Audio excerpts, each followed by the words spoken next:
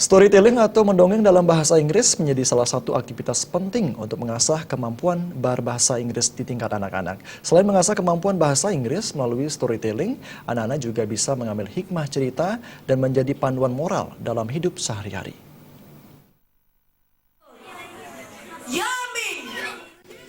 Lomba storytelling pada dasarnya bertujuan tidak mengejar juara, tetapi lebih pada pembentukan karakter positif.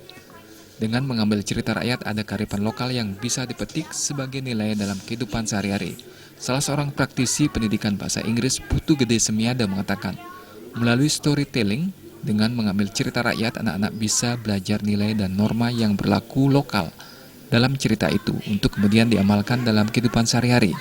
Cerita rakyat seperti Lutung Kesarung dan Maling Kundang dinilai mampu menginspirasi anak-anak mengenai perilaku yang baik dalam kehidupan sehari-hari, dengan tambahan manfaat kompetisi berbicara dalam bahasa Inggris. Karena storytelling ini adalah salah satu tujuannya mengasah kemampuan berbicara mereka. Karena bagaimanapun kemampuan orang atau kepintaran dalam bahasa Inggris adalah dinilai apakah orang bersangkutan itu bisa ngomong atau berbicara dalam bahasa Inggris, bukan hanya mereka pandai dalam tata bahasa, dan ini adalah salah satu tujuan dari storytelling.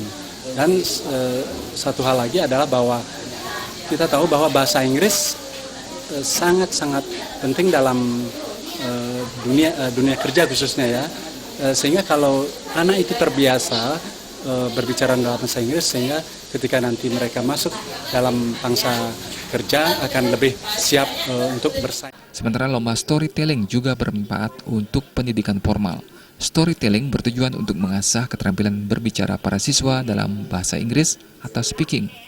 Dalam dunia kerja saat ini dan memasuki era masyarakat ekonomi ASEAN MEA, kemampuan bahasa Inggris juga menjadi hal utama. Jaya Kusuma, Bali TV.